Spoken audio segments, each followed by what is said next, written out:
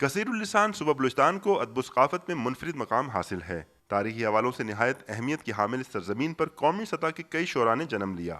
ماضی میں اس عظیم صوبے سے تعلق رکھنے والے مستوکلی، تاج محمد تاجل، یوسف عزیز مکسی، رفیق راز، عطا شاد، گل خان نصیر، ماہر افغانی، عین سلام، ریاض قمر، میشر رسول نگری، اسد جلیلی ہوں یا موجودہ دور میں عابد شاہ عابد یا محسن شکیل، بیرم غوری، عصمت درانی، منیر ریسانی یا سرور جاوید، ان سب نے بلوچستان میں مختلف زبانوں اور انداز میں معیاری شاعری کی اور زبان و ادب کے ارتقاء میں اہم کردار ادا کیا۔ پاکستان میں جہاں تک شاعری کا تعلق ہے، مجموعی طور پر شاعری مختلف زبانوں میں ہو رہی ہے، اور پاکستان کا یہ خطہ ایسا متنوع ہے شاعری کے حوالے سے کہ اس میں فارسی، ہزارگی، بلوچی، براوی، پشتو اور دیگر زبانوں میں شاعری ہوتی رہی ہے۔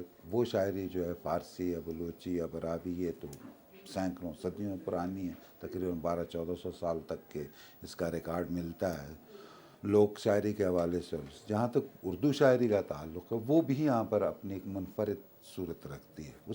بلوچستان کے معروف شاعر گل خان نصیر ایک انقلابی شاعر کے طور پر بھی جانے جاتے تھے۔ انہیں اگر عوام کا نباز کہا جائے تو بھی غلط نہ ہوگا، جبکہ عطا شاد محبتوں کے شاعر کے طور پر مشہور ہوئے۔ ویسے تو دونوں شعراء نے اپنی مادری زبان بلوچی میں بھی خوب شاعری کی، اس کے ساتھ ساتھ انہیں اردو شاعری میں بھی ملکہ حاصل تھا۔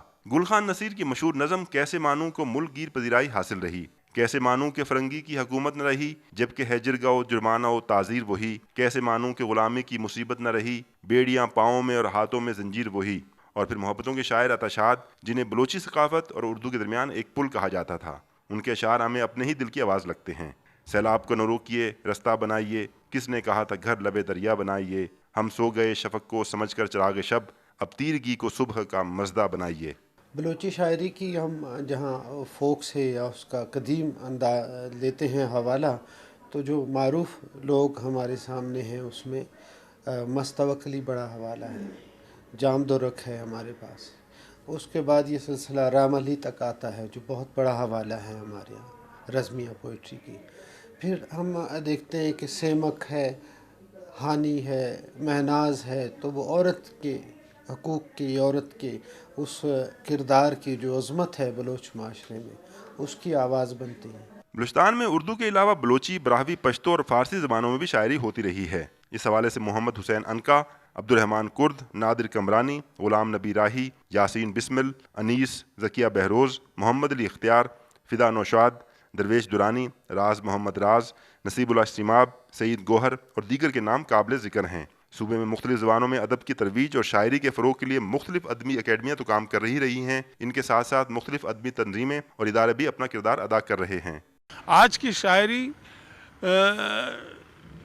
لیلا مجنوں والی شاعری نہیں ہے، آج کی شاعری حسن و جمال کی تو ہے، لیکن ہجر و وصال کی بھی ہے، اور ہم یہ کہتے ہیں کہ تمام جذبات شاعری میں ہم سمو لیتے ہیں، لیکن حقائق سے بہت قریب ہے آج کی شاعری۔ شعراء کے کلام کی خاص بات یہ ہوتی ہے کہ وہ ایک طرف تو اپنی شاعری میں حالات کی بھرپور عکاسی کا فن جانتے ہیں، بلکہ ان کی فکری نظر آئندہ کے حالات پر بھی ہوتی ہے، اور اس کے ساتھ ساتھ وہ عوام کے نباز بھی ہوتے ہیں۔ اس حوالے سے گل خان نصیر کی اعلیٰ طبقہ کے بارے میں ماضی میں لکھی گئی نظم موجودہ حالات پر بھی پورا اترتی ہے۔ اب وقت نہیں ہے غفلت کا، غافل ہی ہمیشہ کھوتے ہیں، جب وقت گیا ہاتھوں سے نکل پھر بیٹھ کے باہم روتے ہیں، اب رقص و سرود دو گانوں میں صدحیف یہ راتیں کٹتی ہیں، اپنے ہی چمن میں گل کی جگہ کم وقت یہ کانٹے بوتے ہیں۔ کیمرہ مین احسن رسول اور ندیم امان کے ساتھ راشد سعید، جیو نیوز، کوئٹہ۔